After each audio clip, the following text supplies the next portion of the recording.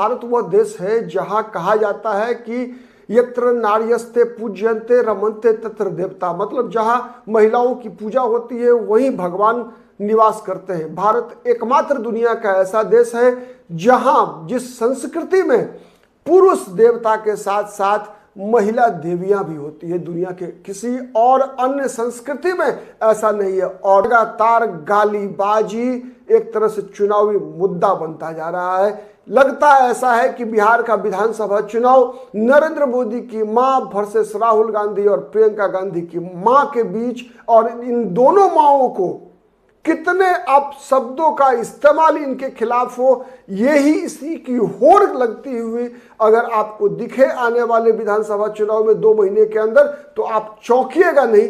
इस सवाल जब आज बीजेपी के एक और सांसद जनार्दन सिंह सिग्रीवाल से पूछा गया, तो आप सुनिए कि उनका जवाब कितना मजेदार लगेगा आपको, मतलब घटिया लगेगा।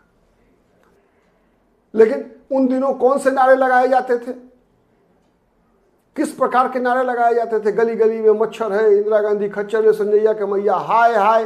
ठीक, अब नमस्कार, मैं हूं प्रदीप कुमार, आप देख रहे हैं पॉलिटिकल आइडिया। पॉलिटिकल आइडिया के आज के इस अंक में आप सभी दर्शकों का बहुत बहुत स्वागत है। मित्रों, भारत वह देश है जहां कहा जाता है कि यत्र नार्यस्ते पूज्यन्ते रमन्ते तत्र देवता, मतलब जहां महिलाओं की पूजा होती है वहीं भगवान निवास करते हैं। भारत एकमात्र दुनिया का ऐसा देश है जहां जिस संस्कृति में पुरुष देवता के साथ साथ महिला देवियां भी होती है, दुनिया के किसी और अन्य संस्कृति में ऐसा नहीं है। और उसी भारत में कहा जाता है कि भारत का सबसे पुराना साम्राज्य मगध साम्राज्य की राजधानी पाटलिपुत्रा में, जहां इसी वर्ष विधानसभा के चुनाव होने हैं 2 महीने बाद, लगातार गालीबाजी एक तरह से चुनावी मुद्दा बनता जा रहा है। लगता ऐसा है कि बिहार का विधानसभा चुनाव नरेंद्र मोदी की मां वर्सेस राहुल गांधी और प्रियंका गांधी की मां के बीच,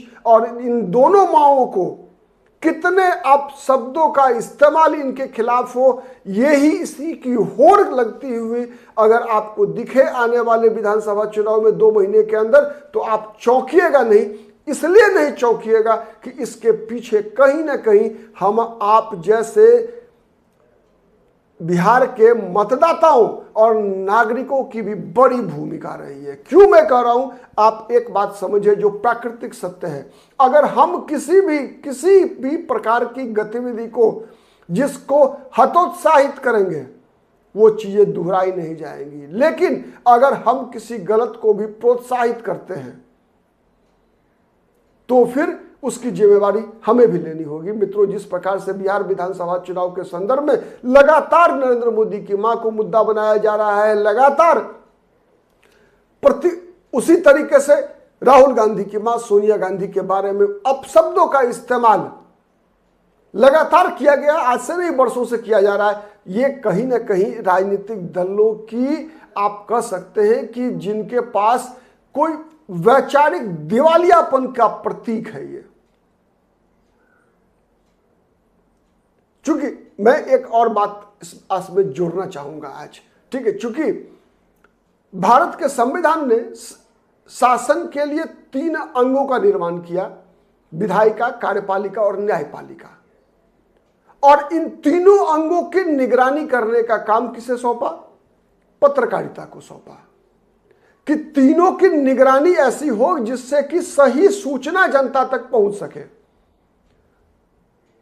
और फिर सूचनाओं का सही विश्लेषण भी हो, जिससे कि अगर कोई भी सरकार, कोई भी राजनीतिक दल, कोई भी प्रशासनिक मशीनरी अगर कुछ गलत कर रहा है, तो गलत करने वाले को सजा देने का काम जनता को सौंपा गया है।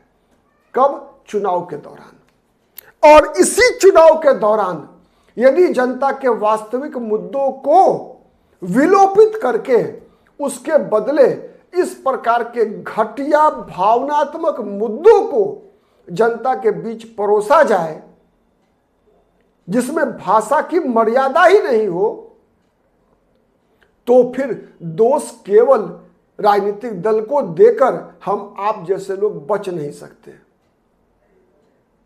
जिम्मेवारी हमारी भी बनेगी। लेकिन साथ ही आज मैं, और जब ये सवाल, यही सवाल जब आज बीजेपी के एक और सांसद जनार्दन सिंह सिग्रीवाल से पूछा गया, तो आप सुनिए कि उनका जवाब कितना मजेदार लगेगा आपको, मतलब घटिया लगेगा।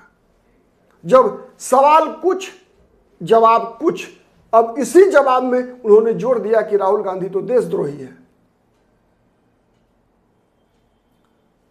कोई आप आरोप लगाइए, आरोप लगाना आपकी जिम्मेवारी है, लेकिन आरोप तथ्यों के आधार पर लगाइए, थेथराई मत कीजिए। आज वर्तमान में राजनीति में थेथराई हो ज्यादा है। पहले सुनिए जनार्दन सिंह सिग्रीवाल को, फिर हम आपसे बात करते हैं। पहले सुनिए जनार्दन सिंह को। राहुल गांधी के कार्यक्रम में पाकिस्तानी गाने बजाए गए हैं गुजरात में। यही तो लोग है, ये देशद्रोही सब हैं। देशद्रोहियों को क्या कहना है, देशद्रोही हैं सब। और भारत को राष्ट्रभाव के साथ जोड़ करके चलने वाले नरेंद्र मोदी जी हैं। आज भारत का परचम पूरा दुनिया में लहरा रहा है, जिसके जड़ में नरेंद्र मोदी है। यह लोग जाकर के भारत के बाहर भी जाकर भारत की शिकायत करते हैं। भारत माँ हमारी है, और माँ का भी बकसते नहीं, माँ का भी शिकायत करते हैं। अपने मंचों पर हमारे पूज्य वो पूजनिया माँ को गाड़ी देते हैं। वो माँ जो आज है भी नहीं, नरेंद्र मोदी की सिर्फ माँ नहीं, वो भारत की माँ है, नारी शक्ति बंधन है, और उसको गाड़ी देते हैं। यह इनका चरित्र, यही कैरेक्टर है जो इस देश और राज्य के लोग पहचान लिए हैं। और इसका आने वाले दिनों में उसका पूरा बड़ा खमियाजा इस महागठबंधन के लोगों को भोगना पड़ेगा। और हर जगह पर ऐसे जो सम्मेलन हो रहे हैं, यह एक संदेश दे रहा है कि फिर से बिहार में भारी बहुमत के अंदर से एनडीए की सरकार बनेगी, और फिर से बिहार के मुख्यमंत्री नीतीश कुमार। अखिलेश यादव कह रहे हैं कि जो हाल बांग्लादेश, पाकिस्तान, नेपाल का हो रहा है, ऐसा ना कि भारत में भी हो जाए। हमें लगता है कि या तो अंधेपन से देख रहे होंगे, या फिर दिमाग नहीं होगा, दिमाग फेल हो गया होगा, तो उनको इलाज कराना पड़ेगा। उनको मानसिक रोगशाला में इलाज कराया जाएगा। वैसे लोगों को मानसिक रोगशाला में इलाज कराया जाएगा। अन्य एक में आराम से देखिए, भारत और अन्य देशों के शासन प्रशासन में अलग। रुक जाओ यार, बोलने तो दो यार, बोल रहे हैं, एक मिनट रुकिए यार, बोल रहे हैं, पूरा सुन तो लीजिए भाई। सर फिर तो आपने देखा किस प्रकार से तथ्यहीन और तर्कहीन बातें हो रही है। ये कोई नई बात नहीं है, पहले भी ऐसी बातों को हमने अपने इतिहास में अपनाया हुआ है, और ये कोई नई बातें नहीं है। इसलिए नहीं है, आप याद कीजिए, जो आज 40, 45, 50 से कम के लोग होंगे, शायद उनको पता नहीं होगा, देश में आपातकाल लगा था, सही है, लेकिन उन दिनों कौन से नारे लगाए जाते थे, किस प्रकार के नारे लगाए जाते थे? गली गली में मच्छर है, इंदिरा गांधी खच्चर है, संजैया के मैया हाय हाय। ठीक, अब बताइए, क्या भारत की गरिमा, भारत की पहचान से ये चीजें मेल खाती हैं?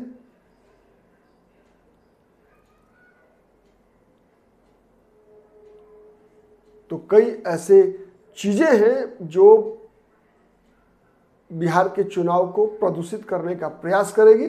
जनता के रूप में, नागरिक के रूप में हमें और आपको सावधानी बरतने की आवश्यकता है। ठीक है, और यह समझने की आवश्यकता है कि इन लोगों के मकसद को पूरा नहीं हो, यह सबसे बड़ी बात है। आज के लिए इतना ही, बहुत बहुत धन्यवाद।